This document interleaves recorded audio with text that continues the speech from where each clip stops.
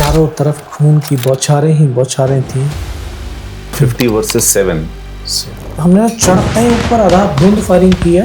उनके 4 बंदे थे, वो हमने मार दिए। बस तब ऊपर वाले से एक ही अरदास, एक ही प्रार्थना कि मुझे सिर्फ इतनी जिंदा रख ली, मैं अपने साथियों तक सूचना दे सकूं ताकि उनकी जिंदगी बच जाए। चुपचाप पड़ा। दोबारा से गोली मारने लगे। सब नजदीक वो आया।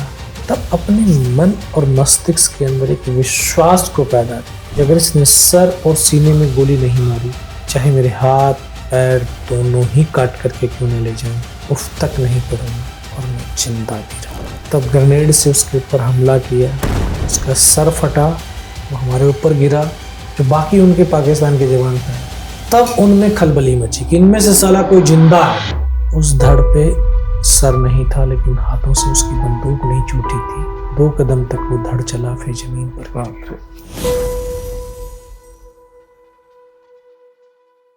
तो सर जैसे रस्सी हमने फेंकी, क्योंकि उसमें हुक लगे होते, फेंका ऊपर तो एक पत्थर में वो अटक गया। अब सबसे हल्का मैं ही था। बोला तू चढ़ करके देख। मैं चढ़ने लगा तो मैं धीरे धीरे करके उस पर चढ़ गया। तो पत्थर तो फिसलेंगे। और ये नॉर्थ इंडिया वाली फौज है, ये शांत तो कभी चल नहीं सकती। वो फौज का है ही हमारी का, नहीं शांत नहीं चलेंगे। और जो आज बड़ा मुंह बना लेते हैं, बड़ा उनको ईगो फील होती है कि तूने गाली क्यों दे दी। फौज में तो गाली जो है मोटिवेशन फैक्टर है। हाँ? तो गाली गलौज चल ही रहा था। साला तू नहीं आ रहा है, तू आगे नहीं बढ़ रहा है, तू डर रहा है।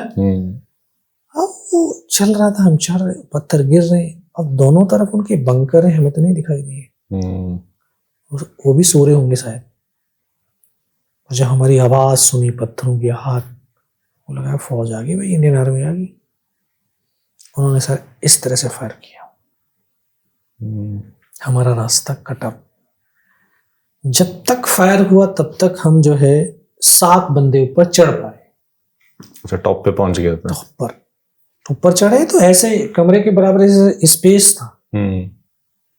सामने फिर बंकर उनकी।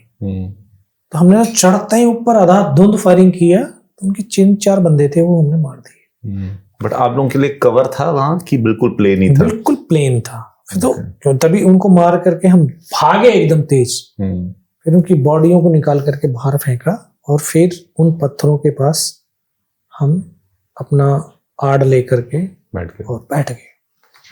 नीचे वालों को एक को भी चढ़ने नहीं दिया। अब जब फायरिंग हो रहा है तो बेसिकली ऊपर जो टॉप वहां से ज्यादा नहीं रहा था, 60-70 मीटर रहा होगा। वहां तो उनकी एक कंपनी का डिप्लॉयमेंट, एक कंपनी 150। तो उनको ये आभास तो हो गया फौज यहां तक आ गई। चुप तो वो नहीं बैठेंगे। आधा 150 वर्सेस 7। आधा धुंध फायरिंग, आरटी की, मोटर्स की, उनके पास जितने बड़े वेपन थे सबकी फायरिंग। 20-25 मिनट तक तो हमें सर नहीं उठाने दिया था उन्होंने। फिर जैसे फायर बंद हुआ, हमने भी फायरिंग शुरू किया। उन्होंने फायरिंग छोटे हथियारों का शुरू किया। तो काफी देर तक सर जो है फायरिंग चलता रहा। फिर धीरे धीरे वो नजदीक आने लगे, क्योंकि वेपन की फायरिंग से स्ट्रेंथ का पता चलने लगता है। नजदीक आने लगे तो जो है उन्होंने जब काफी नजदीक आए, उन्होंने तो फर्स्ट में उन्होंने हमारी LMG को निशाना बनाया। अच्छा। LMG का जो बैरल थी वो डैमेज हुई। उसको चलाने वाले जो जवान थे उनको भी पत्थर लगे, स्प्लेंडर लगे, तो घायल हुए। तो ऐसे मेरा प्लेटून हवलदार ऐसे बैठा था, तो उसकी तरफ भागे वो। मैं उनकी बगल में ऐसे लेफ्ट साइड में बैठा था। मैं क्या हुआ? बोला सर मर गए। उसकी तरफ वेपन तो वहीं पड़ा हुआ। तब उस प्लेटून हवलदार के वो आखिरी शब्द आज भी गूंजते हैं। जम्मू के रहने वाले थे, हवलदार मदन। एकदम से बोला योगेन। मैं कहाँ सर? बोले इस वेपन को उठा करके फेंक, इसके सिवा आज कोई बचाने वाला नहीं है। मैं उस वेपन को उठा करके जैसे उनकी तरफ ऐसे फेंका तो मेरी नजर एकदम से ऐसे ऊपर गई। जिन पत्थरों से फायर करे उसके ऊपर ऐसे खड़े हो। मगर सर ये तो नजदीक आ गए। बोला कहाँ, ये खड़े। 7 बंदे थे। इतना मैंने कहा, उन्होंने तो ऊपर से सीधा ग्रेनेड फेंका। तो एक मेरा जो साथी था वो पीछे लेट के फायर कर रहा, दोनों के बीच में ग्रेनेड फटता है, उसकी ये उंगली कट करके दूर जा। और ये सच है सर, जिसको चोट लगती है दर्द का एहसास उसी को होता है। तो हमसे उसने बोला यार मेरा हाथ कट गया। वैसे मैं कहा नहीं सर, हाथ नहीं उंगली कटी है। पक्का? मैं कहा हाँ। अपनी फील्ड पट्टी निकालो। बोला मैं बांध दिया। मैं अपनी फील्ड पट्टी निकाली, उसको ऐसे बांध रहा था, बांध दिया। एक और जवान आ गया, उसको भी, वो भी उसके भी लगे हुए थे, स्प्लेंडर लगे थे, जख्म थे, उसको भी फर्स्ट एड दिया।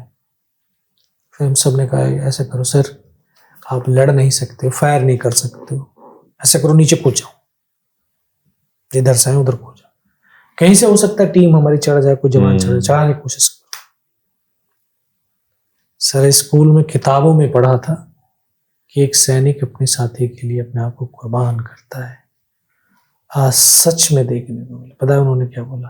अरे यार जिएंगे तो तुम्हारे साथ जिएंगे, मरेंगे तो तुम्हारे साथ मरेंगे। हम जैसे नए रिक्रूट्स, इससे बड़ी और प्रेरणा हमें क्या हो सकती थी? तभी एक हमारा लेस नायक नरेश, उसके पास स्नाइपर राइफल थी।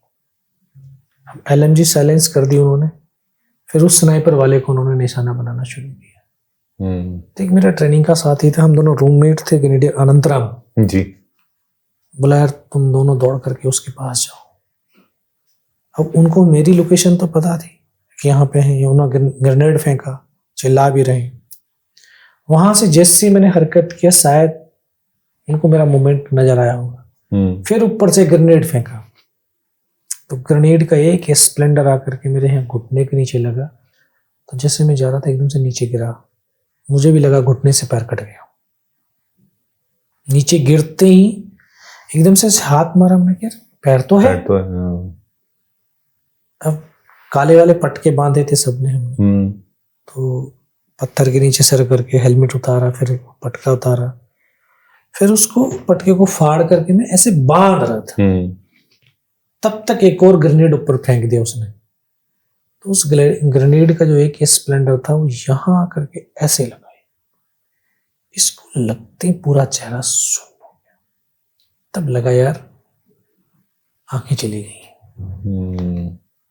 कुछ भी तो दिखाई नहीं दिया।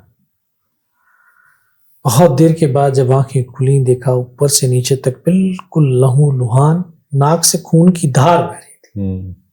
तो वहां उनका एक स्लीपिंग बैग पड़ा हुआ था व्हाइट कलर का। बहुत देर तक उसे मैं ऐसे साफ करता रहा, लो खून बहना बंद नहीं हुआ। फिर मैं किसटता रेंगता अपने उस साथी के पास नरेश तक पहुंचा। तो नरेश सर ऐसे सामने बैठे हैं, मैं इस तरह से हूं, और मेरी बगल में मेरा ट्रेनिंग का साथी था। मैं उन दोनों को बोला यार मुझे फर्स्ट एड कर दो, नाक से बहुत खून बह रहा है। बोला ऐसे कर, फायर कर। मैं करता हूं। मैं से फायर भी कर रहा था, अपना खून को ऐसे साफ भी कर रहा था। थोड़ी देर के बाद में मैंने देखा सर नरेश ने जो है अपनी फील्ड पट्टी निकाली, और उसकी पॉलिथीन फाड़ने के लिए उसका हाथ सिर्फ यहां तक गया था, यहां लगी उसको से पूरा सर एकदम से बाहर, और वो इस तरह से ऐसे लेटते जा रहे हैं। मैं एकदम से झपट्टा मारा, मैं कहा सर क्या हुआ, लेकिन एक शब्द तक तो नहीं बोल पाए। ऐसे जो बगल में बैठा था ट्रेनिंग का साथी, में उसको बोला अनंतराम सर को तो गोली लगी। क्या? ये उसके जीवन का आखिरी शब्द था। उसको भी लगी, उसको सीने में गोलियां लगी, और वो ऐसे करते मेरी गोद में आकर के लेट गया। एक पल में दोनों साथी शहीद हो गए। बेबस लाचार कुछ नहीं कर सकते। एक साथी सर पीछे से एकदम से जो है एकदम से नजदीक आया, तो जैसे वो नजदीक आया एकदम से उन्होंने RT का बम गिरा वहां पे, उसका मोटर का बम, उसकी तो यहां से गर्दन कट करके दूर जाकर के गिरती है। पड़ा हुआ देख रहा हूं सर, चारों तरफ खून की बौछारें ही बौछारें थी। और उस धड़ पे सर नहीं था, लेकिन हाथों से उसकी बंदूक नहीं छूटी थी। 2 कदम तक वो धड़ चला, फिर जमीन पर गिर गया। एक और साथी आया तो उसके एक और बम गिरा तो उन्होंने फिर उसके दोनों हाथ दोनों पैर कट गए। इतनी तेज सर वहां पर शोर मचा और कुछ ही पल में सब कुछ शांत हो गया। हम सब उनकी तरफ से मर गए थे। तो उनका एक 30-35 पाकिस्तान के जवान, उन्होंने इस तरह से आकर के हमको घेर लिया। उनका एक कमांडर, उसने बोला इनको जरा रिचेक तो करो, इनमें से कोई जिंदा तो नहीं बच गया। आकर के एक एक को गोलियां मारने लगे। मरे हुए हैं और उन पे गोली मार रहे हैं। बॉडियां ऐसे उछलती थी। तो 3 हम एक जगह थे, 2 एक जगह थे, 2 एक जगह थे। तो उसने जब सामने वाले को मारा, उसकी बॉडी उछली, बगल वाले को मारा। मैं इस तरह से पड़ा था, उसने फर्स्ट में यहाँ पे गोलियां मारी। मेरी आधी आंखें बंद थी, आधी खुली थी। मैं देख रहा हूँ धुआं निकल रहा है। मूवमेंट आपने कोई नहीं की? धुआं निकल रहा सर। फिर उसने पैर में 2 जगह गोली मारी, यहाँ से भी धुआं निकल रहा है। बस गोली की पीड़ा को चुपचाप बड़ा सहता रहा। जब उनको यकीन हो गया इनमें से कोई जिंदा ही नहीं, फिर तो उन्होंने अमानवीय क्रूरताओं का तांडव शुरू किया। जवानों की बॉडियों में पत्थर मारने लगे, ऊंट की ठोकरें मारने लगे, गालियां देने लगे। बहुत देर तक ये तांडव। और ये सब पाकिस्तानी आर्मी के लोग? सब पाकिस्तानी आर्मी। और आई थिंक यही डिफरेंस है इंडियन आर्मी और पाकिस्तानी आर्मी में। तो उन्होंने सर जब तांडव पूरा कर लिया, फिर उनका जो कैप्टन था, छोटे से बहुत छोटी हाइट का था, उसने फिर अपने साथियों को बुलाया, साला नीचे जो एमएमजी पोस्ट है इंडिया का, जो साले यहीं कम है तो वहां पे भी कम हो। बोला उसके ऊपर हमला करो। तो टाइगर हिल के बगल में ही मस्को वैली, जहां उनका एक और बेस है, उनको मैसेज दे रहा है वो। और फिर बोला इनके हथियार उठा लो। जब उसने हमले वाली बात एकदम से कानों में जब पड़ी, मगर तब पड़ा मैं सोच रहा था आज पूरी टीम खत्म हो जाएगी। बस तब ऊपर वाले से एक ही अरदास, एक ही प्रार्थना कि मुझे सिर्फ इतनी जिंदा रख दे कि मैं अपने साथियों तक सूचना दे सकूं, ताकि उनकी जिंदगी बच जाए। चुपचाप पड़ा अभी। दोबारा से गोली मारने लगे सर, वो नजदीक वो आया। तब अपने मन और मस्तिष्क के अंदर एक विश्वास को पैदा किया कि अगर इसने सर और सीने में गोली नहीं मारी, चाहे मेरे हाथ पैर दोनों ही काट करके क्यों ना ले जाए, उफ तक नहीं करूंगा और मैं जिंदा भी रहूंगा। कितनी गोलियां लगी थी टोटल? 17 बुलेट। 17 गोलियां। दोबारा से गोली मारी उसने, बाजू में पैर में मारी। 2 कदम चला, रुक गया। उसके रुकते ही मेरे मन में ख्याल आया कि शायद इसको पता चल गया मैं जिंदा हूं। सोच रहा हूं तब तक तो उसने गोली यहां चला दी, चेस्ट पे।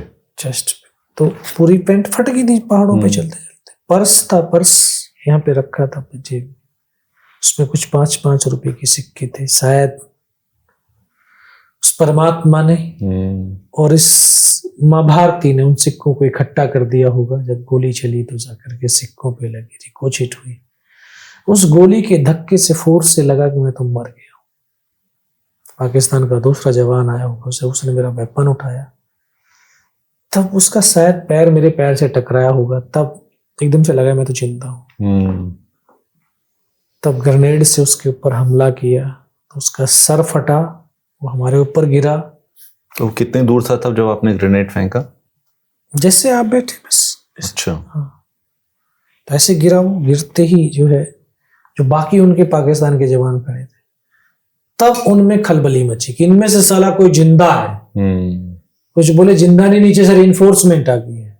कंफ्यूजन में आ गया हो। जिसने 3-3 बार गोली मार ली वो कैसे कह देगा जिंदा है। बस उनमें भगदड़ सी हुई। बस वो एक मौका था मेरे पास। तब मैंने दोनों हाथों से उसकी राइफल को उठाने की कोशिश करी, लेकिन ये हाथ नहीं हिला। इस हाथ की तो पूरी हड्डी निकल के बाहर थी। फिर एक हाथ से राइफल उठाई, वहां से जब फायरिंग किया तब उनके 3-4 बंदे मरे। फिर इस हाथ से पलटा खाया, दूसरे पत्थर, तीसरे पत्थर। जब 4-5 जगह से फायरिंग किया तब उनको लगा कि नीचे से रिइंफोर्समेंट आ गया। फिर वो वहां से भाग खड़े हुए। बेबस और लाचार था, चल नहीं सकता था, लेकिन फिर भी हताश निराश नहीं हुआ। खिसकता, रेंगता, फायर करता 4-5 मीटर तक आगे गया।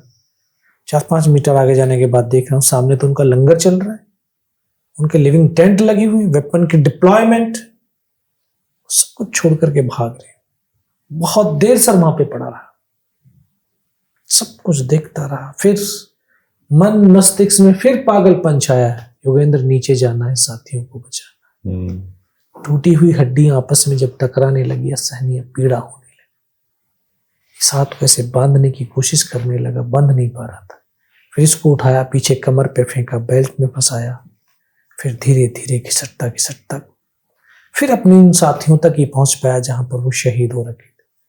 फिर मन में ख्याल आया, देख इनमें से कोई जिंदा तो नहीं है। एक एक को आकर के देखने लगा तो किसी का ये सर फटा लगा, किसी की गर्दन अलग। सर बहुत रोया बैठ करके उनके पास। ये 19 साल का लड़का जिसकी 2.5 साल की सर्विस, ना ये पता कि भारत किधर है, पाकिस्तान किधर है। वह जिधर नजर उठती उधर बर्फ पहाड़ के सिवा कुछ भी तो नजर नहीं। वह रोने के सिवा और कुछ मेरे पास था नहीं। सच में जब हम रोते हैं ना, रोना भी कोई कायरता नहीं, एक थेरेपी है। तब हम अपने आप से कनेक्ट होते हैं। और हम क्या हैं? हम तो एक सोल है, एक आत्मा है, जिसको ये शरीर कुछ दिन के लिए काम करने के लिए धरती पर दिया है। आज लोग कहते हैं जीवन बड़ा भारी है, कि हम अपने आप से डिस्कनेक्ट हैं, बाहर की दुनिया से कनेक्टेड है। बिल्कुल। और जिस दिन हम अपने आप से कनेक्टेड होते हैं उस दिन इस जीवन की सौम्यता, सुंदरता का एहसास होता है, क्योंकि हम परमात्मा से कनेक्ट हुए। मैं रोता हुआ अपने आप से कनेक्ट हुआ तो अपने परमात्मा से कनेक्ट हुआ, और जैसे ही परमात्मा से कनेक्ट हुआ वैसे एक आवाज आई, योगेंद्र बेटे इस नाले से नीचे की तरफ चला जाए। बस उस दिव्य ध्वनि के बताए रास्ते से ऊपर से लुढ़क गया। लुढ़कते लुढ़कते बहुत नीचे आया होगा, एकदम से गड्ढा आ गया। एक हाथ से पत्थर पकड़ के लटका हुआ था। तब मुझे लगा मैं तो पाकिस्तान की तरफ आ गया हूँ। नीचे देखा तो मेरे साथी नजर आए, उनको आवाज दी, वहां से उठा करके मुझे लेके गए। जिस तरह से हम फिल्मों में देखते हैं ना, कोई ग्रेनेड फटता है तो पूरे कपड़े चीथड़े हो जाते हैं, सेम कंडीशन थी। कोई कह नहीं रहा था कि जिंदा रहेगा, सबको था थोड़ी बहुत देर के बाद मर जाएगा। लेकिन मेरे अंदर विश्वास था मैं जिंदा रहूंगा। तो मुझे नाले के अंदर ऐसे बिठा करके एक वहां लड़का जो है मेरे पास बिठा दिया, बोला हम पानी लेकर के पोस्ट से आ रहे हैं। वो लड़का रो रहा था, मैं देख रहा हूँ सर, आज भी मुझे वो याद है, रो रहा था। मैं बोला सर आप रो क्यों रहे? बोला कुछ देर के बाद तू मर जाएगा। मगर यार मैं नहीं मरूंगा, मुझे सिर्फ पानी पिला दो थोड़ा सा। पानी कोई नहीं लेके आ रहा था। फिर गुस्सा भी आया। फिर एकदम से जो है मैंने, एक हाथ तो ठीक था, ऐसे बर्फ उठाई वहां से, और जैसे ही होठों पे लगाई, थोड़ा मुंह में डाला तो वो भी पूरी बारूद से तो कड़वी हो रखी। फिर वहां से मुझे उनको सारा सूचनाएं दी। फिर उसके बाद कमांडिंग ऑफिसर ने बोला इस लड़के को जल्दी से मेरे पास पहुंचाओ। तो पहाड़ों पे चढ़ना बड़ा आसान है, उतरना बहुत मुश्किल है, वो भी कैजुअलिटी को लेकर। जवान दिन का 1:30-2 बज रहा था उस टाइम पे। जवान मुझे जो है लेकर के कंधे पे जाने लगे। शाम हो गई थी नीचे पहुंचते पहुंचते, तो इतना लहू भी बह गया था, दिखाई देना बिल्कुल बंद हो गया था।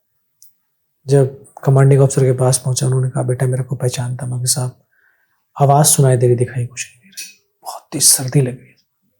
उन्होंने अपने टेंट के अंदर लेटाया, 3-4 स्टॉप जलवाए, थोड़ी सी गर्मी महसूस हुई। मैं कहा साहब थोड़ा सा पानी पिला दो। पानी नहीं मिलेगा। शायद वो डॉक्टर थे एकदम वहाँ पे, एकदम से दौड़ के आए। उन्होंने बोला हाँ बेटा मैं पिलाता हूँ। थोड़ा सा ग्लूकोज पिलाया, थोड़ी सी एनर्जी सी महसूस हुई। कुछ बताएगा? हाँ साहब बताऊँ।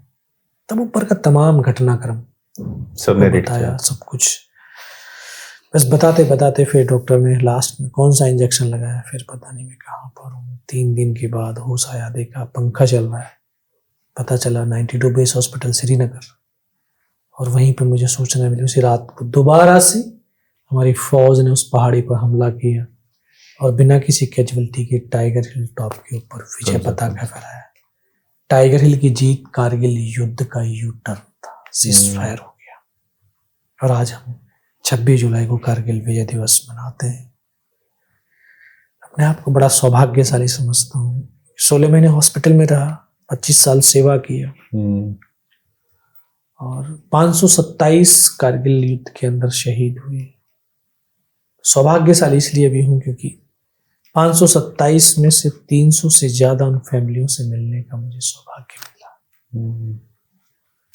उन साथियों का वचन निभाने का सौभाग्य मिला। जब लोग जो सोचते हैं ना कि बोला यार फौज के लिए, जो राष्ट्र के लिए शहीद हो गया, वो अपने जवान के लिए, अपने साथी के लिए, अपने रेजिमेंट के लिए शहीद होता है, क्योंकि वही एक स्पिरिट होती है। और जब लास्ट हमले के लिए चलते हैं तो आज तो मोबाइल है सर, उस समय मोबाइल नहीं होते, तो कमांडर जो होता है वो बोलता है लास्ट लेटर लिख दो अपने घर के लिए। आज अगर किसी से कहा जाए कि तू लास्ट कॉल कर दे तो शायद नंबर डायल नहीं, लेकिन एक फौजी लास्ट लेटर भी अपने परिवार को लिखता है। और क्या लिखा था कि मैं ठीक हूं, अपना ध्यान रखना। और यही हम सबने लिखा। लेकिन जब जाने लगे उस शहादत की बेला की तरफ, बड़े हंसते और मुस्कुराते हुए जा रहे थे सर, और आपस में बड़ा मखौल चल रहा था और कह रहे थे बड़े सीरियस, यार अगर मैं मर गया ना और तू जिंदा रहा तो एक बार मेरे घर जाना, देखना मेरे बच्चे क्या कर रहे हैं। एक बार मेरी बीवी से कहना जाकर के, बोले जो 25 लाख उस समय मिल रहे थे, मुझे 25 लाख मेरे मरने के बाद जो मिले हैं, इसमें से 15 लाख मेरी बिटिया के नाम से एफडी कर देगी, ताकि जब बड़ी होगी तो शादी के लायक तो उसको किसी से पैसे मांगने की जरूरत नहीं होगी। सर मैं जब उनसे मिला, किसी के 3 महीने का पेट में गर्भ था, तो किसी का 1 साल का बच्चा था, किसी के 1.5 साल का बच्चा था। जब उन्होंने अपने पतियों को इस राष्ट्र पर कुर्बान किया, सच में हिंदुस्तान की देवियां तो वही है। तो माताएं हैं जिन्होंने अपने कोख को इस राष्ट्र पर कुर्बान किया। बड़े गर्व से एक माँ ने बड़े गर्व से कहा, सर मैं 300 से ज्यादा फैमिलियों से मिला और इन 300 फैमिलीज को लगभग 2.5 लाख स्टूडेंटों के बीच में लेकर उत्तर भारत पूरा हमने कवर किया। माँ कहती है, यादव साहब जिस दिन मेरा पति शहीद हुआ था उस दिन मेरा बेटा 12 साल का था, और जिस दिन 18 साल का हुआ उस दिन कहा जा अपने बाप का बदला लेकर गया। और आज 25 साल बाद वो बेटा उसी जगह पे खड़ा है जहां पर उसका पिता शहीद हुआ था। और बड़ा गर्व से कहा उन्होंने स्टेज से, बोले जो मेरी बहू बैठी है ना, इसको बता रखा है जिस दिन तेरा पति मेरा बेटा शहीद हो गया ना, उस दिन तेरा बेटा मेरा पोता अपने बाप का बदला लेने जाएगा। बहुत बड़ी, ये बहुत बड़ी बात है। बहुत बड़ी। ऐसी बातें कहने की नहीं और करने की नहीं कलेजा चाहिए। और यही इस देश की सबसे बड़ी ताकत है, सबसे बड़ी ताकत। बहुत सारी ऐसी वीरांगनाएं हैं जिन्होंने अपने बच्चे को फौज में भेजा अपने पतियों का बदला लेने के लिए, कि जा अपने पिता का बदला लेके आ। तो ये सबसे बड़ी, सब मैं अपने जीवन की अचीवमेंट मानता हूँ, उन लोगों से मिल पाया। देखा कि उन्होंने अपने 25 साल अपने जीवन का संघर्ष किया है और आज भी संघर्ष की जिंदगी जी रहे और अपने बच्चों को अपने पैरों पे खड़ा किया है। वही साक्षात रूप से जो है एक संघर्ष, आस और विश्वास की प्रतिमूर्ति है। उनसे बड़ा कुछ नहीं।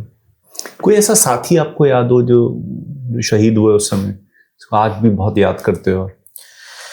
हाँ, योगेंद्र यादव ही था, मेरे साथ का ही था। दोनों ने नाम राशि थे हम। और बड़ा, क्योंकि उस समय शादी में भी वो आया हुआ था। एक तो मेरा नजदीक का था, मेरठ का था, वो हसनापुर। तो शादी में आए, मुझसे पहले वो चले गए थे। फिर लास्ट में घातक प्लेटून के साथ में थे। हलवा बनाने का बड़ा शौक था, खाने का बड़ा शौक था। तो जाने से पहले बोला तू हलवा बना।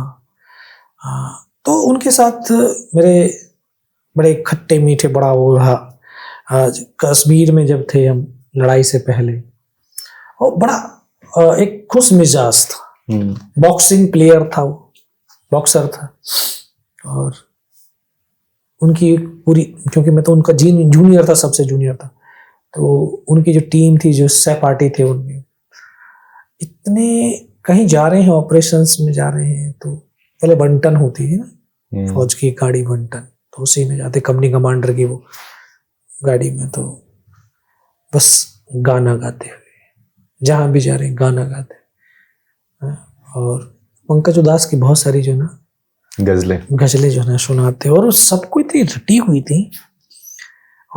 उनके साथ सच में 1.5-2 साल रहा, समय का पता ही नहीं चला। और मैं उस समय उनसे सीख ले रहा था, यार आज वहां जा रहे हैं, साला खाना नहीं मिलेगा, पानी नहीं मिलेगा, कुछ पता नहीं जिंदगी कल रहेगी कि नहीं रहेगी, लेकिन उनसे सीखा है यार,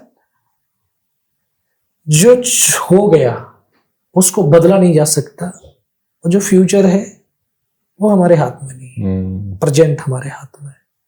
यार इसको हंसी खुशी मस्ती से जी लो, बोला यही पल है हमारी जिंदगी के। बोले मरेंगे तो मर जाएंगे यार, और मरने के लिए फौजी नहीं है भाई, मारने के लिए।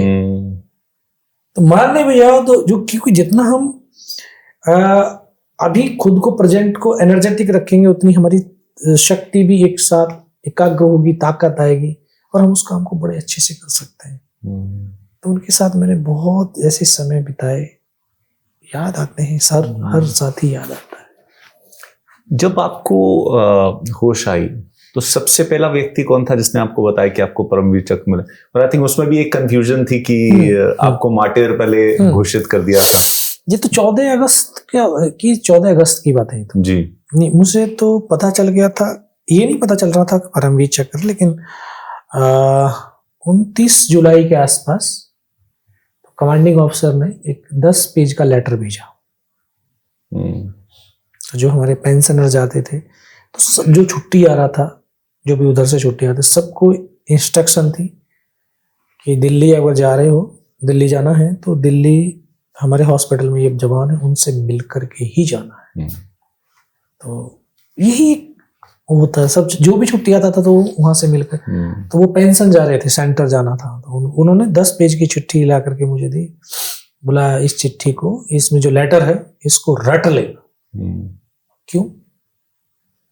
बोला तेरे पास बहुत मीडिया वाले आएंगे, और जो सीओ साहब ने लिखा है तो इसी को तू बताना है मीडिया वालों को। अच्छा, मैं देखा सच में 10 पेज का था, और सीओ साहब ने तो काफी लिख रखा था बुरा इस तरह के। मैंने 2-3 दिन उसको पढ़ता रहा। मैं क्या, मीडिया वाला तो कोई आ ही नहीं रहा, बंद करके मैंने रख दिया बैग में, कोई नहीं आ रहा। 10 दिन बीत गए, 11 दिन, कोई नहीं आ रहा। 14 अगस्त को शाम को जो है 9:15 बजे के आसपास जो समाचार आया, स्टार न्यूज देख रहे थे उस टाइम पे, जो अभी एबीपी न्यूज होता है, तो उसमें दिखाया कि 4 परमवीर चक्र कारगिल युद्ध में दिए जा रहे हैं, जिसमें से ये नाम है, और एक मेजर योगेंद्र सिंह यादव परमवीर चक्र मरणों। बाकी 3 के फोटो दिखाए, चौथे का नहीं दिखाया था। तो सब ने जो है, जो मेरी यूनिट के भी थे वहां पे घायल उसी हॉस्पिटल में, तो सब बधाई देने लगे। बोला तेरी कंपनी को भाई परमवीर मिल गया, तेरी परमवीर मिल गया। हाँ यार, मुझे मगर बड़ा गर्व है कि मेरे साथ शहीद होने लड़ने वाले व्यक्ति को परमवीर मिल गया। अच्छा, आपको लगा उनको जो तो हम तो यही सेलिब्रेशन करके सर सो गए थे रात को, 11 साढ़े 11 बजे सो गए। 1:30-2 बजे सिस्टर आती है एकदम से, बोला, उसने उठाया, बोला आपका आर्मी नंबर, रैंक, नेम क्या है? मैं कहा मैडम बैड कार्ड तो लगा, देख लो ना इसमें। बोला नहीं आप बताइए। बताया उसको पूरा, बताने के बाद में अच्छा चली गई। फिर आधे घंटे बाद फिर आई, बोला अपने पूरे घर की डिटेल बताओ। तब मुझे एकदम से शक हुआ। मैं मैडम हुआ क्या, बात तो बताओ। बोला कुछ नहीं, तो बता पूरा डिटेल दें। फिर तो मेरे को कुछ शंका सी हुई, कुछ घर में तो गड़बड़ नहीं हुई क्या, किसी के साथ कुछ तो नहीं हुआ। 4 बजे उसने मेरे को बताया कि आपसे चीफ ऑफ आर्मी स्टाफ मिलने आ रहे हैं। क्यों आ रहे? बोला हमें नहीं पता।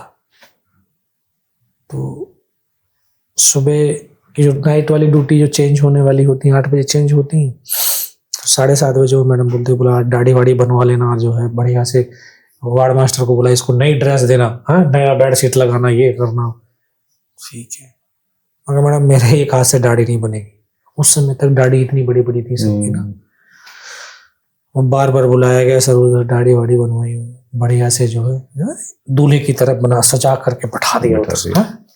अभी इंतजार हो रहा है यार, कब आएंगे कब आएंगे, क्योंकि 15 अगस्त को तो पहले लाल किले जाते हैं। लाल किले का फहराने के बाद में ये लगभग 11:30 बजे के आसपास चीफ साहब पहुंचे, मलिक साहब। तो मलिक साहब जैसे उसने बोला ये, तो ऐसे आके बैठ गए, बोला बधाई हो। मैं कहा साहब किस बात की? अच्छा, ऐसे देख करके, ये टीवी फिल्म देखने के लिए? मैं कहा नहीं सर, न्यूज भी देखते हैं। अच्छा, कल की न्यूज की बता, क्या थी? सर कल की थी कि कारगिल में 4 परमवीर चक्र मिल रहे हैं, जिसमें से एक मेरी यूनिट का भी है। बोला वो 13 है। मरणोपरांत है सर। बोला तभी तो आया हूं रात को। बोला आर्मी नंबर का एक व्यक्ति हो सकता है, नाम के हजारों हो सकते हैं। बोला जब डिक्लेयर तो इन्होंने कर दिया मरणोपरांत, जब ढूंढने लगे ये बंदा कहाँ है आर्मी नंबर वाला, मर गया तो इसकी बॉडी कहाँ है? बोला रात को हमें 2:30-3 बजे पता चला कि आप तो हॉस्पिटल में है, जख्मी अवस्था में। तो यार बोला उसके लिए मैं माफी मांगता हूँ। फिर उन्होंने हमारे ग्रुप कर्नल सबको जो है इन्फॉर्म हुए थे, तब फिर मीडिया वाले बहुत, तो ये कहानी हुई। 16 महीने का आपको टाइम लगा वॉर के बाद रिकवरी का। बहुत बड़ा वक्त होता है, मल्टीपल ऑपरेशंस, फिजियोथेरेपी, ये कैसा टाइम था आपके लिए? सर कुछ दिन तो जो है था, 1.5-2 महीने तो चारपाई पे रहा जी। लेकिन हम कहते हैं ना सब, जो हम अपनी चीज को अगर बड़ी समझते हैं ना, तो हमारे अंदर नेगेटिविटी आती है, मुझे लगता है यार। लेकिन दूसरे की चीज को अगर जब बड़ी समझोगे ना, दूसरे के दर्द को बड़ा समझ को, अपना आप छोटा हो जाता है।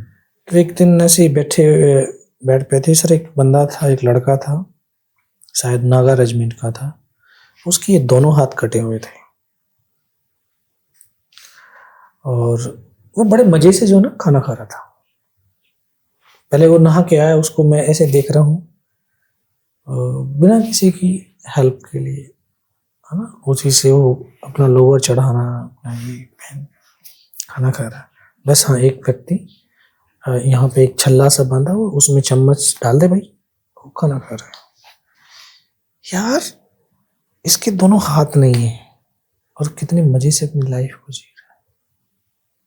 उठ यार अंदर, यार उठ। तो उस दिन दोपहर को मैंने कोशिश करी, पैर जब फर्स्ट टाइम जमीन पे रखा तो एकदम चक्कर आ गया, मैं गिर गया, मैं उठा। फिर वो एक नर्सिंग असिस्टेंट था, वो सफाई वाला था, बोले क्या करना मगर वॉशरूम जाना। बोला नहीं होगा बात, ना यहाँ नहीं करना, आज तुम्हें वॉशरूम में जाके वॉशरूम। बोला कुछ हो गया, मगर हो गया देखा जाएगा। ऐसे ये मेरा बेड है, ऐसे वॉशरूम है, से वहां से वहां तक जाने में मुझे 10 पटकी लगी, लेकिन मैं गया। अगले दिन 5 लगी। फिर सीन याद आया माँ वाला, यार जब अभी छोटा बच्चा, वो माँ ऐसे उंगली पकड़ती है, चलाती है 1 कदम, फिर छोड़ देती है उंगली। अगर वो उंगली ना छोड़ती तो फिर उंगली का सहारा बन जाता। बच्चा वो गिरता है, उठता है, फिर जो है तब चलता है, तब उसकी हड्डियां मजबूत। मैं 3-4 दिन सर धीरे धीरे चलना शुरू किया। फिर तो सर मजे आ गए। फिर बेड से उठना, अपना धीरे धीरे बाहर पार्क में बैठना, और सारे पेशेंट बैठे होते थे वो, फिर उनके पास हंसी मजाक ये, फिर तो सर ऐसे टाइम बर्बाद चला गया, पता नहीं चला। तो फिर ये जब अनाउंसमेंट हो गया उसके बाद, तो फिर मीडिया वाले फिर, है ना, बड़ा अच्छा। वो टाइम कैसा था? हमें ये सोचते हुए गूज बम्स आते हैं, बट आपको जब वो मिला होगा तो वो मंजर कैसा था? सर वो शब्दों में खैर बयान नहीं किया जा सकता है। जिस चीज को सिर्फ किताबों में पढ़ रहे थे, एक इमेज, एक कल्पनाएं चल रही थी, सोच रहे थे यार वो व्यक्ति कैसा होता होगा। और खासकर तब जब आपने सोचा था बचपन में कि मैं युद्ध लड़ूंगा। हाँ, और अब आपको परमवीर चक्र मिल रहा है। मेजर होशियार सिंह जो मेरे रेजिमेंट के थे, उनको जीवित को मिला हुआ था। तो जब हम ट्रेनिंग करें 96 में, तो हमने को उनको बहुत दूर से हमें देखने का मौका मिला था। शकल भी नहीं देख पाए थे हम, बस ऐसे बोला ये साहब जा रहे हैं। तो आज वो तो सर, ये सैनिक की, शायद मैं सोचता हूँ कि ये राष्ट्र का, सेना का, मेरे माँ बाप का शायद बहुत पुण्य रहा होगा। तो जो परमात्मा ने उनके पुण्य को इस फल के रूप में दिया है। बहुत दुआएं इस देश की थी, वो दुआओं के रूप में भी था। फिर बहुत एक सोचा सर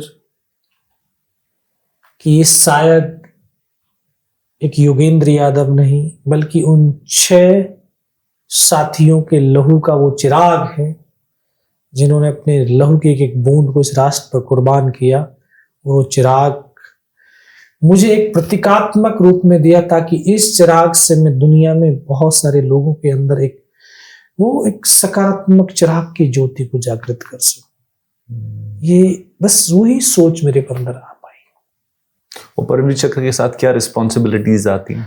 हाँ सर, ये हाईएस्ट गैलेंट्री अवार्ड है। और इस अवार्ड में हम जब इसको देखते हैं, मेडल को, एक तो ये पर्पल कलर का है और इसमें 4 वज्र के निशान है, बीच में अशोक स्तंभ है। और ये एक फॉरेन लेडीज थी जो हमारी इंडियन आर्मी ऑफिसर्स की वाइफ थी, जो एडजुटेंट जनरल हुआ करते थे, उनकी वाइफ थी। क्योंकि आजादी से पहले तो विक्टोरिया क्रॉस दिया जाता था, और आजादी के बाद ये 48 में जब ये कश्मीर वाला हुआ जी, तो तब प्रधानमंत्री ने बोला कि भाई अभी तो हमें अपने देश का परमवीर देना है, तो उसको डिजाइन करने के लिए तो आर्मी ही डिजाइन करके देगी। तब उन सावित्री बाई ने जो है इसको डिजाइन किया, बड़ा रिसर्च किया, इंडियन ग्रंथों को पढ़ा। जब पढ़ा तो उन्होंने देखा कि हिंदुस्तान की धरती पर ऐसा भी संत हुआ जिसने अपने तप से हड्डियों को इतना मजबूत कर दिया कि जब वो इंद्र का हथियार बनी तो पूरे राक्षसों का विनाश कर। तो इसमें वो वज्र का इसमें अंकित हुआ। और इस मेडल की सर बहुत रिस्पॉन्सिबिलिटी है, क्योंकि हम इसको ऐसे नहीं पहन सकते। ये देश की बड़ी सेरेमनी परेड होती है तभी ये सेरेमनी में पहना जाता है, जैसे 15 अगस्त, 26 जनवरी, या फिर कहीं रीथलिंग हो रही है तब उसमें पहना जाएगा। क्योंकि इसको पहनने के बाद chief of army staff equivalent all Bharat के ऑफिसर्स उसको सलूट करने का, और ये एक है इसका सम्मान है। वो व्यक्ति को नहीं है, उस मेडल को, उस वीरता को, शौर्य को। तो ऐसे नहीं पहन कर वो घूम सकते हैं सर। आप कहीं ऐसे नहीं जा सकते हैं, कहीं पर भी अपनी मर्जी से नहीं जा सकते हैं। तो बहुत सारी रिस्पॉन्सिबिलिटीज हैं, और ये जीवन आपको इसीलिए इस रूप में दिया है। मैं तो सोचता हूँ कि हम इंसान 2 तरह की लाइफ को जीता है, सक्सेस ऑफ लाइफ और पर्पज ऑफ लाइफ। आज इंसान सक्सेस के पीछे भाग रहा है, पर्पज को छोड़ दिया। मैं अपने पर्पज के पीछे चल रहा हूँ कि मेरी लाइफ का पर्पज ये है कि मैं युवाओं के अंदर एक सकारात्मक सोच को पैदा कर सकूं, ताकि वो राष्ट्र के साथ कनेक्ट हो सके, ताकि वो जान सकें यार तुम जो पढ़ रहे हो, तुम जो कर रहे हो, उस सैनिक की बदौलत कर रहे हो जो दिन रात बॉर्डर पे खड़ा है। बिल्कुल। आज के युवा को रील बनाने के सिवा कुछ होश नहीं है। और क्योंकि रील पे आ गई हमारी जिंदगी, आकर के रील पे अटक गई है, जो रियलिटी से बहुत दूर है। और इसीलिए हमारे जो जीवन के अंदर एक नकारात्मकता छाती जा रही है। फिर तब कुछ एक रील से हट करके कुछ भी हुआ, उनको ईगो हर्ट होता है, फिर लगता है कि यार नहीं, ये लाइफ जिंदगी बेकार है। अरे जिंदगी बेकार नहीं, जिंदगी तो बहुत खूबसूरत है सर, बहुत खूबसूरत। इसको बेकार तो आपने विचारों से बना दिया है, अपने कर्मों से बना दिया है। माँ बाप ने आपको ये जिंदगी दी है, आपने माँ बाप को ही जो है जिंदगी से दूर कर दिया। कौन सी जिंदगी जी रहे हो? जब रूट है हमारे, वो पेड़ है, आप उनकी जड़ें ही काट दोगे तो फिर वृक्ष तो सूखेगा। माँ बाप तो हमारे पेड़ की जड़ है ना, फिर तुम हरे भरे कैसे रह सकते हो जब माँ बाप जब जड़ ही काट दिया। तो बहुत सारी चीजें हमारे अंदर उस तरह का एक इन्वायरमेंट आता जा रहा है। फिर दूसरी चीज सर सोचता हूँ, अभी जो महसूस भी होता है आज, जो हम प्रैक्टिकल रूप पे देख पा रहे हैं, क्योंकि जो हमारा एजुकेशन सिस्टम है वो भी बहुत चरमरा गया है। शिक्षा का कोई उद्देश्य नहीं होता, राष्ट्र का उद्देश्य होता है कि वो राष्ट्र अपने युवाओं को क्या बनाना चाहता है, किस दिशा में लेकर के जाना चाहता है। तो आज की जो शिक्षा है वो सिर्फ और सिर्फ कागजों की एक डिग्री है, इसीलिए युवा आज बेरोजगार है। अगर इस शिक्षा के साथ स्किल्ड उसको देते, स्किल्ड बेस्ड शिक्षा होती, तो शायद ये नौजवान बेरोजगार ना होते, बल्कि उनके हाथ में अपना कुछ हुनर होता। दुनिया भर के शिक्षा शास्त्रियों ने शिक्षा की, एजुकेशन की डेफिनेशन दी, लेकिन स्वामी विवेकानंद की डेफिनेशन के पीछे सब फेल है। उन्होंने बहुत अच्छे से एजुकेशन की डेफिनेशन दी कि शिक्षा वह है जो मन का बल बढ़ाए, बुद्धि का विकास करे, व्यक्ति को स्वावलंबी बनाए, वो शिक्षा है। आज हमारे पास डिग्रियां तो बहुत है, स्किल्ड कुछ नहीं। तो इसलिए ना तो मन का बल बढ़ रहा, ना बुद्धि का विकास हो रहा।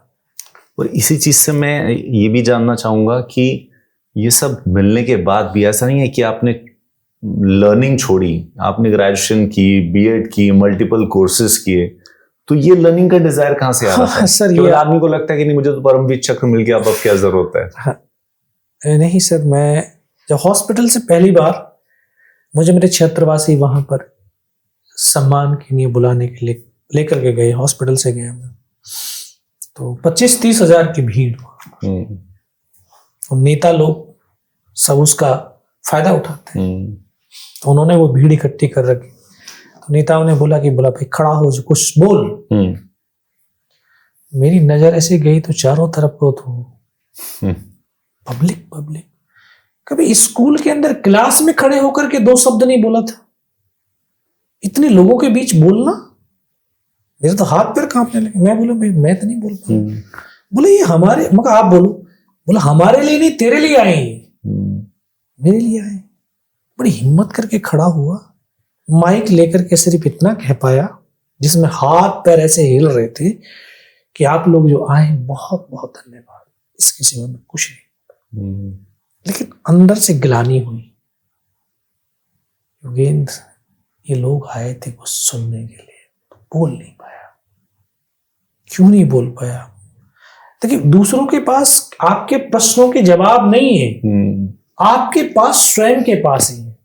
यार इसलिए नहीं आया क्योंकि तेरे पास शब्द ही नहीं है। जब मेरे पास सामान होगा तो मैं आत्मविश्वासी होऊंगा ना। सर फिर मैंने सोचा क्या शब्द कहाँ से आएंगे, पढ़ने से आएंगे। 10वीं पास था। फिर मैंने हॉस्पिटल में रहते मैंने 12th कर लिया था।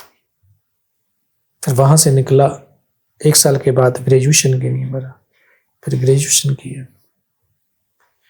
फिर उसको करने के बाद फिर मुझे याद है कि जो ना मैंने 2001-2 में 20 मिनट का पहला टॉक आगरा में किया, जहां मैं बड़े उससे कॉन्फिडेंटली बोल पाया। फिर थोड़ा थोड़ा आत्मविश्वास बढ़ने लगा। फिर लगा यार और कोर्स करने चाहिए।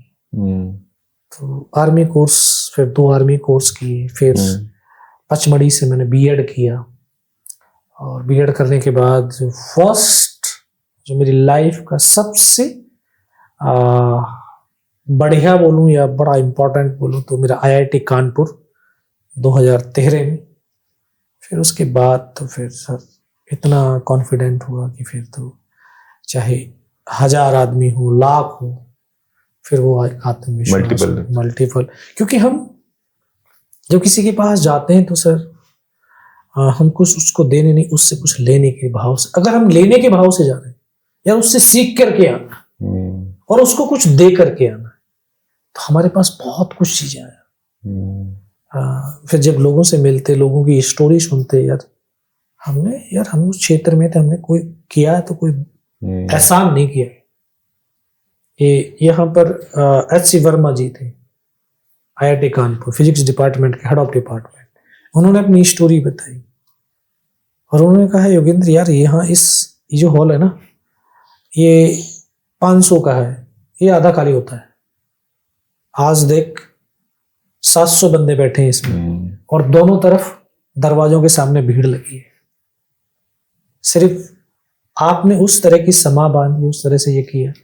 फिर सर धीरे धीरे IIM, फिर बहुत सारी यूनिवर्सिटीज में, तो इस तरह से जो है उस कम्युनिकेशन स्किल। और फिर मैं मोदी जी का भी उनका भी धन्यवाद दूंगा, क्योंकि 2003 में जो ये मुख्यमंत्री थे जी, तो मुझे बुलाया था वहाँ पे गुजरात में, इनसे मुलाकात हुई थी मेरी।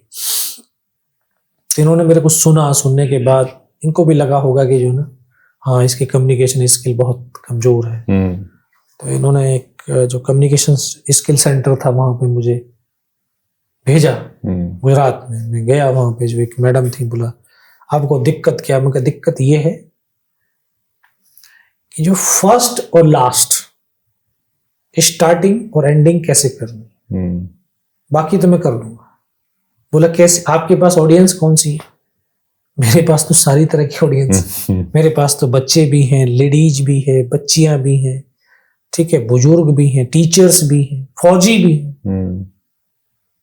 तो मैं कहा मैं वहां कैसे करूं स्टार्ट, वो बता दो मुझे। तो उसने 2-3 दिन बताया, बोला इस तरह से लेडीज एंड जेंटलमैन। मैं कहा वहां पे ऐसा नहीं बोला जाएगा लेडीज, अब बच्चों को क्या बोलूं? मैं कहा वहाँ ऑफिसर्स की वाइफ भी है, JCOs की वाइफ भी, जवान की वाइफ भी है, उनके बच्चे, वो भी बच्चे भी हैं, सबको एक जैसा नहीं। तो उन्होंने तो काफी उन्होंने फिर जो है वहां पे बताया कि कुछ हिट पॉइंट दिए। तब ये आनंदी बहन जो अभी राज्यपाल है उत्तर प्रदेश की, ये उस समय एजुकेशन मिनिस्टर थी। फिर इनको बोला एक काम कर, अभी इसकी होगी ट्रेनिंग और यहाँ स्कूलों में इनको लेकर के जाओ। तब फिर वहां उन्होंने स्कूल से, तो इस तरह से धीरे धीरे सर जो है बस पढ़ने का शौक रहा, सीखने का शौक रहा। और फिर लगा यार अभी तुमने सीखा है, कुछ किया है, तो इसको लौटा दो, बस कुछ दे दो, यही जीवन का लक्ष्य है। इसलिए अभी 4 साल हुए मुझे रिटायरमेंट हुए और 4 साल में लगभग 8 लाख स्टूडेंटों से संवाद किया। तो 2023 में जब ये कोटा के अंदर बहुत सुसाइड केस चल रहा था, तब फिर मैं कोटा गया और एलन ज्वाइन किया वहां पे, और वहां एलन का सुसाइड बिल्कुल बंद कर दिया। क्योंकि आज सर हम बिना पर्पज के लाइफ को जी रहे हैं। और मैं तो पेरेंट्स को भी कहूंगा कि यार हर एक इंसान इस यूनिवर्स का यूनिक है, उसके जैसा कोई दूसरा नहीं है। हम अपने बच्चों की तुलना दूसरों से करने लगते हैं। अरे शर्मा जी की बेटी डॉक्टर बन गई, तो फिर बन गई तो क्या हो गया भाई? नहीं, तुझे भी डॉक्टर बनना है। और जबकि टीचर्स और पेरेंट्स वो एक टूल है, ये वो यंत्र हैं जो उस बच्चे के वास्तविक गुणों की पहचान कर सकते हैं। बिल्कुल ठीक। क्योंकि परमात्मा ने हर एक इंसान को एक यूनिक गुण देकर के भेजा है। अगर उस गुण के भाव से उसको उस तरफ, तो वही परचम लहरा देगा। अब सचिन को गाना गाने के लिए बोला जाए तो गाना गाएगा क्या? नहीं गाएगा। तो ये बहुत बड़ी चीज है सर, जिसको आज हम उसको हम दरकिनार कर रहे हैं, सोच नहीं पा रहे। तो वहां मैं बच्चों से सिर्फ एक चीज पूछता था, मैं बेटा डॉक्टर क्यों बनना है? मम्मा ने बोला है। अच्छा इंजीनियर क्यों बनना है? पापा ने बोला है। तुझे क्या बनना है? अंकल अभी सोचा नहीं। जिसके या तो तुम उस तरह के इतने अंदर से उसके अंदर वो जुनून पैदा करो, ऐसा जुनून जैसे भगत सिंह का था कि जब वो बंदूकों को बोला बेटा क्या कर रहा है, बोला बंदूक बो रहा हूं। क्यों बो रहा है? कि ये बड़ी बंदूकें हो जाएंगी तब से इनसे देश को आजाद कर रहा हूं। तो या तो तुम उस तरह का, मैं 2-2.5 लाख स्टूडेंटों से संवाद किया, उसमें से एक लड़के ने सिर्फ जो जवाब दिया, मगर क्यों बनना डॉक्टर? बोला सर मैं इसलिए बनना, पैसा कमाना। कम से कम पर्पस तो पता है, पैसा कमाना है, इनको तो पर्पस ही नहीं मालूम। तो जब तक उस बच्चे का पर्पस क्लियर नहीं है तब तक उसकी मेहनत जुनून कहां से आए? तो यही एक पेरेंट्स को भी मैं इसलिए कह रहा हूं, बार बार कहता हूं हर पेरेंट्स, प्लीज अपने बच्चों को एक तो दोस्त बना लो, क्योंकि जब 11th-12th में होता है ना, तब इंडियन सोसाइटी और इंडियन कल्चर का अरे बड़े हो गए ना बच्चे, तो समझदार हो गए, थोड़ा सा दूर होने लगे।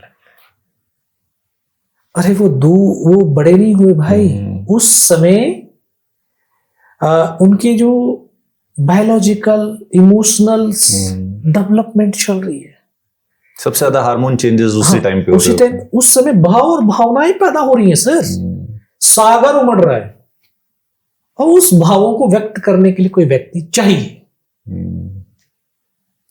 और पेरेंट्स ने अच्छे कोचिंग इंस्टीट्यूट में एडमिशन करा दिया, स्कूल में करा दिया, उनका काम खत्म, उनका बाद फोन करने, अच्छा कितने नंबर आए भाई?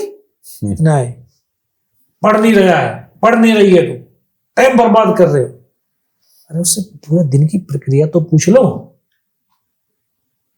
बेटा आज क्या खाया, कैसे रही, क्या हुआ, कैसा दिन रहा, वो कुछ नहीं पूछते, बहुत कम पेरेंट्स अगर पूछते हैं। और यही गैप लोनलीनेस क्रिएट करता है। और फिर आज दूसरा जमाना है सर, आज तो ये हो गया ना, इसका मोबाइल साथ में, तुम बात नहीं करोगे भावों को तो व्यक्त करने के लिए, क्योंकि जो हमारे अंदर जो चीजें कुछ रुक जाता है ना, जैसे रुका हुआ पानी सड़ जाता है, भाव भी एक बहती जलधारा है, बहेगी तो स्वच्छ रहेगी, रुकेगी तो सड़ेगी। उसको व्यक्त करने के लिए फिर मोबाइल का सहारा लेते, फिर फ्रेंड सोचते हैं। मैंने बहुत ऐसी जितनी भी सुसाइड, जिस दिन मैं गया था उस दिन 25वीं लड़की का सुसाइड था। उसे पता लास्ट मैसेज क्या था? मेरे बॉयफ्रेंड ने मुझे छोड़ दिया इसलिए मैं जीना नहीं चाहती। उसके लिए तो वो बॉयफ्रेंड ही दुनिया का सबसे अहमियत वाला था, क्योंकि और कोई बात नहीं कर रहा था, वो सुन तो रहा था ना। तो उस समय अगर पेरेंट्स अपने बच्चों को दोस्त बना ले, सबसे बेस्ट फ्रेंड अगर कोई है तो उसके पेरेंट्स है, तो कोई भी ऐसी अप्राकृतिक घटना घट नहीं सकती है। मैं तो सीधा मतलब मरना है ना, रस्सी में देता हूं, मर जाओ, चलो लड़ो। लेकिन तुम राष्ट्र को मार रहे हो, बताओ राष्ट्र को मारना चाहते हो?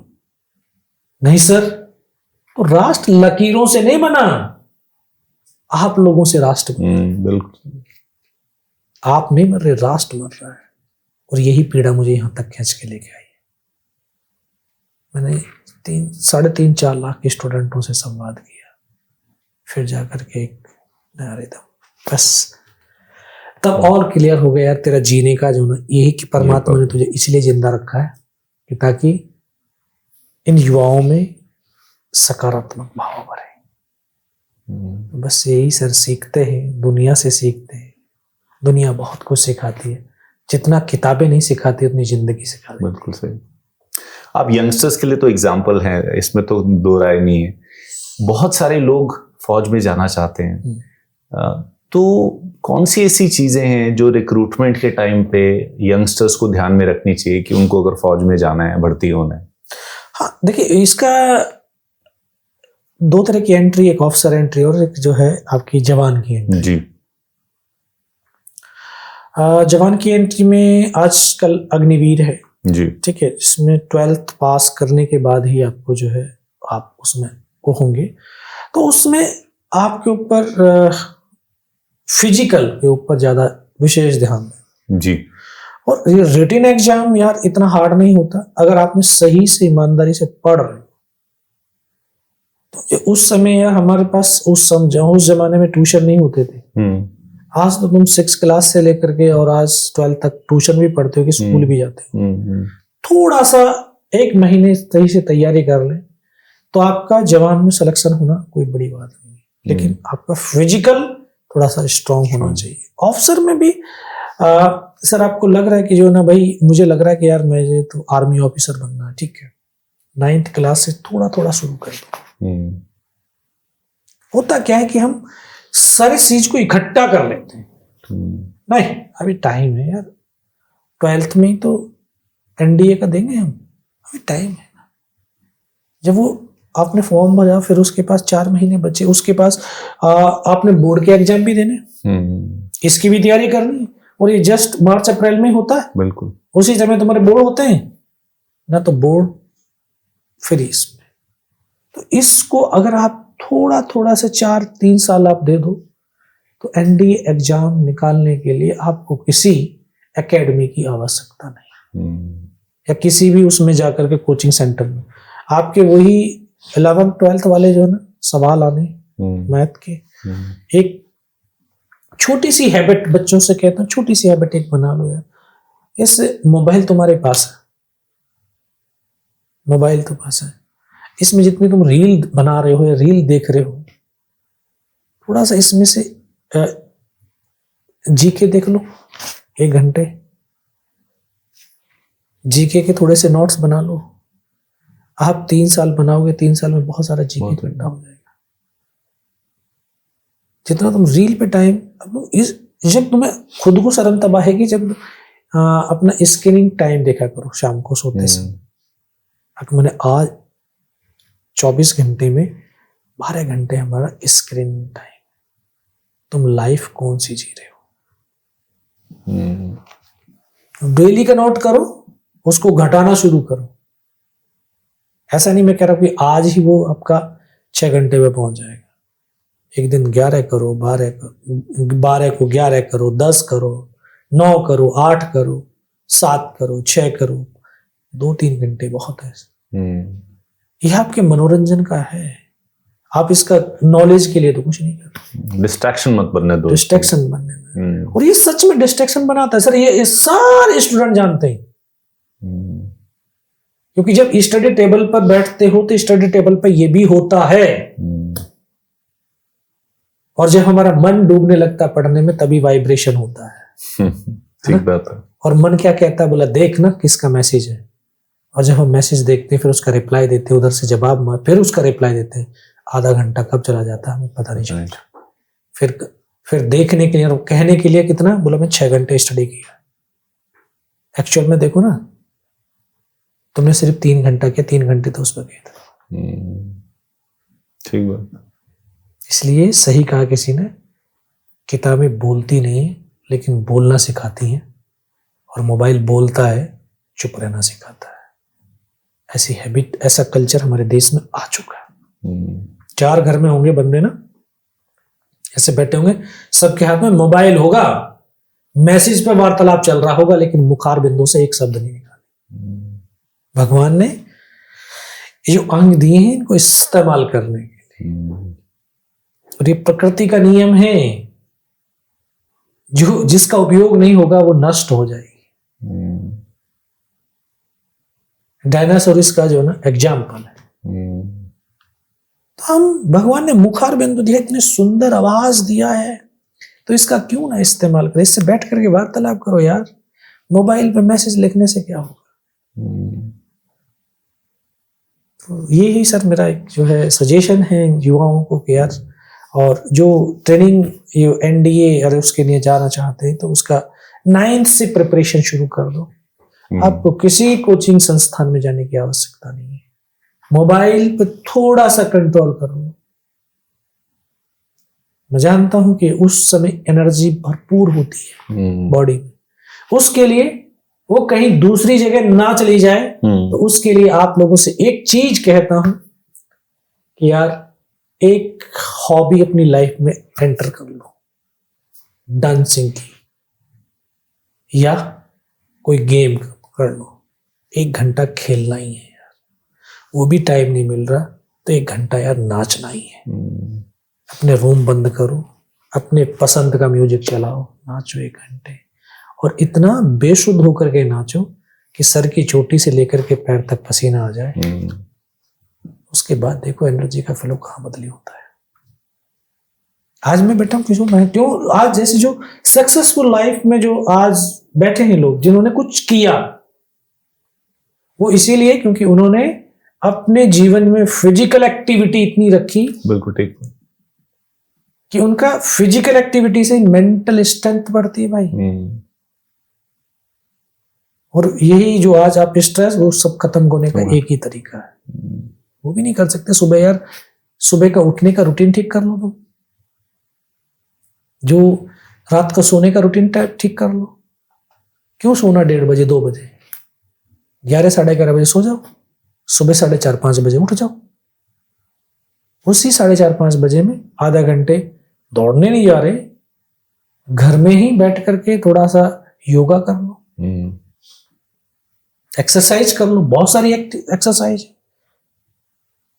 पसीना निकाल दो, फिर तुम्हारे स्कूल क्लास सारा सिस्टम ठीक हो जाएगा। और इसी से तुम्हारी ये जो खाने, जो फास्ट फूड की हैबिट है, भी खत्म हो जाएगी। ठीक बात।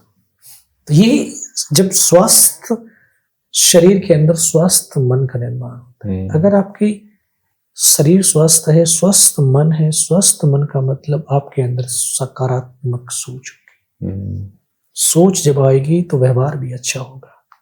और कहते हैं ना कि आप अपनी सोच का परिणाम है। हाँ, सोच अच्छी होगी तो सब कुछ होगा। फिर आपके कार्य भी अच्छे होंगे। जब कार्य अच्छे होंगे, आपके जो है लोग बढ़ाई करेंगे, आपका यश होगा, आपको फिर एक अलग एनर्जी फील होगी। आपसे आपके माँ बाप क्या चाहते हैं? आपका बिहेवियर अच्छा हो, आप लाइफ में सक्सेस हो। और एक पिता अपने संतान की सफलता पर कॉलर पकड़ करके इतराना चाहता है। वो कब इतराता है?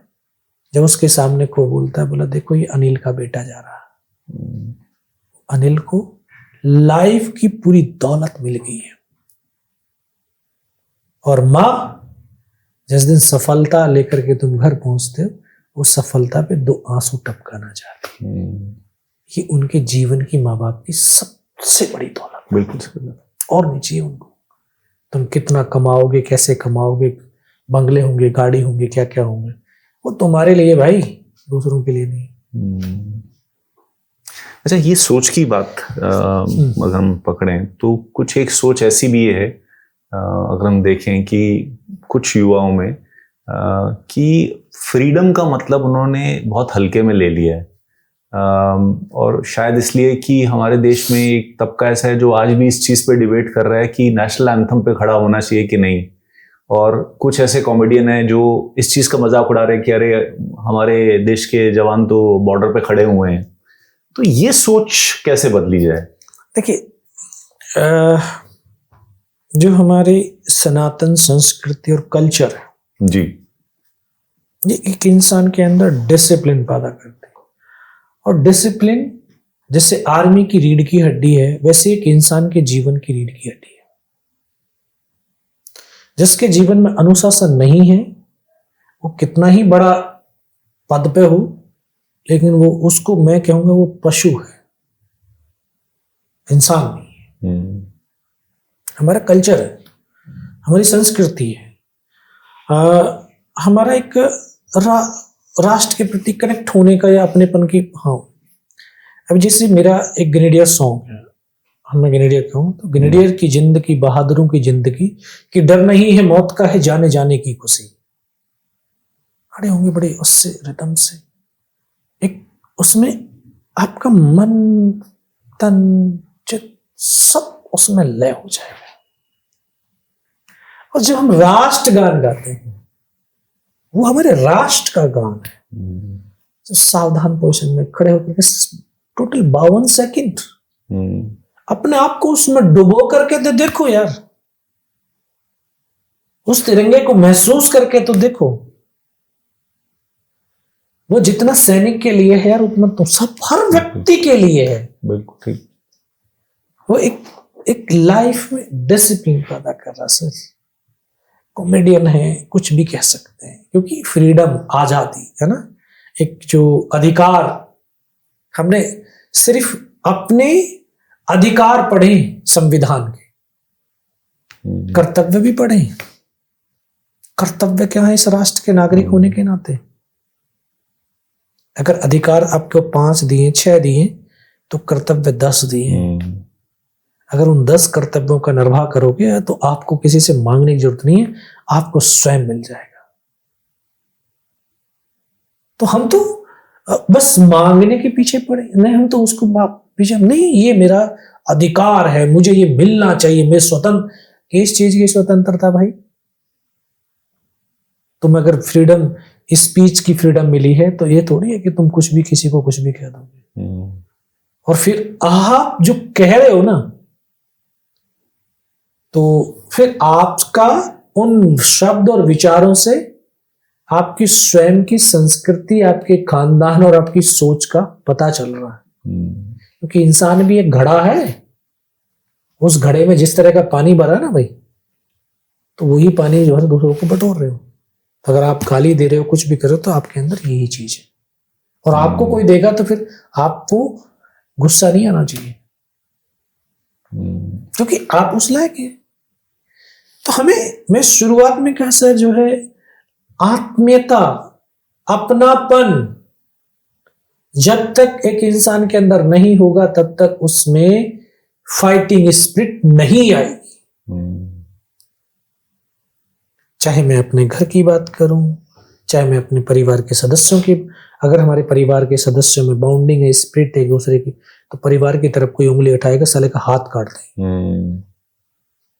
और जब परिवार में हमारी बॉन्डिंग नहीं है, कुछ नहीं है, कोई किसी को थप्पड़ मार के चला जाएगा, कुछ नहीं कहेंगे। तो ये तो चाहिए हमें। आज पूरी दुनिया देख लो किस तरह से उथल पुथल हो रखी है। चारों तरफ अशांति अशांति अशांति है, युद्ध ही युद्ध है। हमारा देश तो बुद्धों का देश, युद्धों का नहीं है। ठीक है, हम शांति, और सच में जहां शांति है वहीं उन्नति और प्रगति भी है। जहां शांति नहीं वहां तो विनाश ही विनाश है। तो हम यहाँ इस धरती पर परमानेंट आए नहीं, कुछ दिन के लिए समझो खिलाड़ी भी हैं, एक रंगमंच वाले जो है कलाकार भी हैं, कि अपने जो हमारे पास प्रतिभा है, जो स्किल है, उसको इस दुनिया को दिखाना है और यहाँ से चले जाना है ना। अपनी कला का प्रदर्शन करना है। जिसकी कला अच्छी होती है उसी का नाम लोग जान जाते हैं। जिसने अच्छा डांस किया, जिसने अच्छा गीत गाया, आज लता मंगेशकर को पूरी दुनिया जानती है, क्योंकि उनमें वो कला थी। अपनी कला का प्रदर्शन किया, चले गए। तो रंगमंच के भी हम वो है ना, खिलाड़ी भी हैं। खिलाड़ी से कह रहा हूं क्योंकि खिलाड़ी एक निश्चित समय में खेल खेलता है। अगर 1 घंटे का है तो 1 ही घंटे खेलेगा, दूसरे उसको जो ना 62 मिनट नहीं मिलेंगे, 60 ही मिनट मिलेंगे। तुम सोचो कि 60 मिनट खेलने के बाद 2 मिनट और दे दो भाई, वो नहीं मिलेगा। इसलिए लाइफ समय निर्धारित है इसका, इससे ज्यादा नहीं। तो इस समय सीमा के अंदर ही आपने सब कुछ करना है। अब इसमें तुम लड़ करके, बुराई करके, चाहो जिस तरह की जिंदगी को जियोगे वैसे ही फिर आपका भी होगा। तो ऐसा क्यों ना एनवायरनमेंट बनाया जाए जहां प्रेम हो, परस्पर सहयोग हो, लोग एक दूसरे से गले मिले। यही हमारी संस्कृति थी। तभी हम आज क्यों हम एक साथ खड़े हो जाते हैं, क्योंकि जब बचपन में सिखाया नहीं जाता था। प्रभात फेरी होती थी स्कूलों में, 15 अगस्त 26 जनवरी को झंडा लेकर के चलते थे, राष्ट्रगान गाते, अरे ये हमारा देश है, ये हमारा तिरंगा, ये हमारा गान है, यही हमारे जीवन की प्राण है। तो ये जुड़ने का है, ये जज्बा पैदा करने के बाद तुम खड़े होकर के राष्ट्रगान नहीं गा रहे तो क्या राष्ट्र कमजोर हो जाएगा? नहीं होगा भाई। उसके खड़ा होने के लिए दूसरे को बहुत खड़े हैं। लेकिन तुमको खुद को शर्म आनी चाहिए कि तुम्हारे पैरों में ताकत, यानी ताकत नहीं रही है। फिर अगर पैर चलने के लिए, खड़े होने के नहीं दिए और तुम खड़े नहीं हो रहे हो तो तुम्हारे पैरों में ताकत नहीं है, यानी तुम कमजोर हो। तो ये साबित कर रहे हो मैं कमजोर हूं, मैं खड़ा नहीं हो सकता। ये नहीं है कि तुम बड़े पद पे हो तो मैं इसलिए नहीं खड़ा हो रहा, मैं बड़े पद पे हूं। तो बड़े पद पे भी होकर के तुम्हारे घुटने खराब हो गए इसलिए नहीं खड़ा हो पा रहे। ये कमजोर हो, ताकतवर नहीं। ताकत सोच से आती है। और जो सच में शिक्षा उस बड़ी शेरनी का दूध है, जो इसको पिएगा वही ताकतवर बनेगा। और आज हम शिक्षा के वो दूध से बहुत वंचित होते जा रहे हैं, तभी हमारी सोच अलग होती जा रही है। शिक्षा ही सोच में परिवर्तन ला सकती है सर। इसे सदियों सदियों से जो है शिक्षा के ऊपर जोर दिया गया सबको, बट शिक्षा का मतलब व्यापार नहीं है, बिजनेस नहीं है। आज हम शिक्षा बिजनेस में तो चल रही है, सब बिजनेस तो कर रहे हैं सर। और ये मानसिकता हम सबकी हो गई है। जितना बड़ा बिल्डिंग, एसी, सब कुछ रखा, बहुत बढ़िया स्कूल है। शरीर के अच्छे होने से क्या आत्मा अच्छा होगी गारंटी है? नहीं, बिल्कुल नहीं। अरे उसमें जो पढ़ाने वाला है वो कैसा है भाई, उसको तो देख लो। वो जो पढ़ा रहा है ना, उसमें वो सिर्फ इतना सा पढ़ाता है और वो स्कूल में पढ़ा रहा है, स्कूल से फीस ले रहा है और फिर घर पे उन्हीं बच्चों को ट्यूशन पढ़ा रहा है। बोला पास जब होगा मेरे सब्जेक्ट में, जब वहां पे ट्यूशन पढ़ लेगा। दोहरा मापदंड। गुरु, शिक्षक समाज का मार्गदर्शक होता है, सुधारक होता है। शिक्षा की बहुत, क्योंकि शिक्षक ही एक ऐसा है जो माता पिता के बाद भगवान से मिलाने का मार्ग दिखाता है। आज शिक्षक ही हमारे जो है बिजनेसमैन बने, तो फिर शिक्षा का प्रभाव कहां से पड़ेगा? हम जब पढ़ते थे उस समय, आज भी बुजुर्ग जो होंगे, किसी पे कोई सवाल नहीं आ रहा, कोई सब्जेक्ट समझ में नहीं आया, अच्छा फलाने गांव में मास्टर जी, चलो उनके पास गए, मास्टर जी जरा ये समझा देना। बोला हाँ बेटा, आज बैठ बैठ बैठ, घर से दूध पिलवाएंगे, खाना भी खिलवाएंगे। बोला देखो कितना बच्चे में होता, वो पढ़ाया उसको। बोला नहीं आता तो कल भी आ जाना। एक चवन्नी नहीं है। वो सोचते थे कि जो मेरे पास है इसको मैं दे दूं, और उन्होंने लुटाया। तो जितना हम लुटाते हैं जो चीज को, उतनी बढ़ती है। यही तो एक ऐसा है कि जो लुटाने के बाद बढ़ता है, बाकी तो सब घटता है। इस चीज को समझ नहीं पा रहे। इसलिए जब तक शिक्षा व्यापार से हटेगी नहीं, तब तक उसका बहुत गहरा प्रभाव पड़ेगा भी। ठीक बात। चिकित्सा में देख लो सर, आपके नोएडा में जो 5,000 रुपए फीस ले रहा होगा डॉक्टर, वो सबसे बढ़िया है। क्योंकि हमारी मानसिकता ऐसी हो गई है। और जो 500 रुपए ले रहा होगा ना, उसी के इक्विवेलेंट डिग्री होगी, सब कुछ होगा। अरे नहीं यार, क्या डॉक्टर है। और 50 रुपए वाले को तो कोई पूछेगा नहीं। तो पैसे से लोगों की उसकी जो डिग्रियों की और उसकी जो है महानता की जो है तुलना हो रही है। पूरे विश्व की तरफ चलो, देखो सर, जो व्यक्ति सबसे ज्यादा, जो देश सबसे ज्यादा मारने की क्षमता रखता है, वो शक्तिशाली है। और जिसके पास इंसानों को मारने की नहीं बल्कि उनको जीवित रखने की क्षमता है, वो देश कमजोर है। जबकि उल्टा होना चाहिए। जिसके पास इंसानों को जीवित रखने की, उनके जीवन के को उन्नत बनाने की क्षमता जिस देश में है, वो देश महान है, वो शक्तिशाली देश है। लेकिन बड़ा उल्टा हो रखा है आज। इसलिए चाइना, अमेरिका, ये दो बड़ी महाशक्ति, रसिया, क्योंकि इनके पास इतने बड़े एटॉमिक बम हैं कि भाई दुनिया के जो ना सबको खत्म कर सकते हैं, इसलिए ताकतवर है। एक्चुअल में अगर देखा जाए तो विश्व गुरु अगर बोलते हैं तो वो सिर्फ इकोनॉमिक माइट से, जिसको हम कहते हैं कि पैसे की वजह से नहीं हो सकता, वो स्पिरिचुअल पावर भी होना चाहिए सर, तभी आप विश्व गुरु हो सकते हो। और देखो ये सारा विश्व जानता है कि जब तक शांति नहीं होगी तब तक उन्नति नहीं होगी, चाहे राष्ट्र की हो, विश्व की हो, व्यक्ति की हो, घर की हो। क्योंकि जहां कलेश होंगे वहां पर तो विनाश होगा ही होगा। चाहे घर में कलेश है तो घर का विनाश है। व्यक्ति के अंदर खुद में डिसीजन लेने की क्षमताएं खत्म हो जाएंगी अगर शांति नहीं है, कि मन में तो विचारों का युद्ध चलता रहेगा ना, तो समय पर डिसीजन लेगा नहीं, तो यही चीजें जो है उसको नीचे गिरा देंगी। तो यही है कि सर, और युद्ध भी जो है महाभारत में, गीता में कहा ना कृष्ण भगवान, युद्ध शांति स्थापित करने को आखिरी विकल्प होना चाहिए। आखिरकार युद्ध भी किस लिए हो रहा? शांति स्थापित करने। लेकिन उससे पहले बहुत सारे प्रयास अगर हो जाए तो बहुत अच्छी।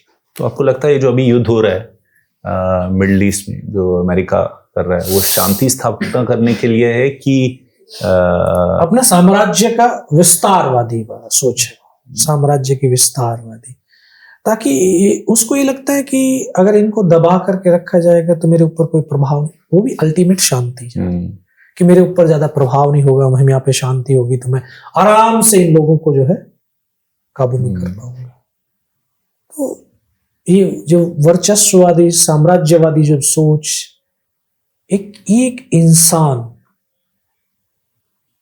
एक लीडर अगर सही नहीं है तो कितने लोगों की जिंदगी को खत्म कर सकता है। अगर एक सही स्पिरिचुअल लीडर कोई है, कोई ताकत है, वो कितने लाख लोगों की जिंदगी को परिवर्तित कर सकता है। तो लीडर की सोच किस तरह की है? विस्तारवादी है, साम्राज्यवादी है, विनाशकारीवादी है। बोला मुझे तो साला कल को मर जाना, तो कोई बात नहीं, इनको मार करके मरो, क्या करना है। तो लीडर ऐसा चुनना चाहिए जो मानव राष्ट्र की उन्नति और प्रगति और विश्व की शांति के लिए काम करे। ऐसा लीडर होना चाहिए। ऐसा नहीं कि जो है स्वयं और दूसरों को विनाश के उसमें जो अभी इन लोगों का, उन विचारों को क्या कसूर है जो मर रहे? आम नागरिक, आम स्कूल के बच्चे, उनका क्या मतलब? तुम दो राजाओं की आपस में है तो आपस में राजा राजा लड़ो ना।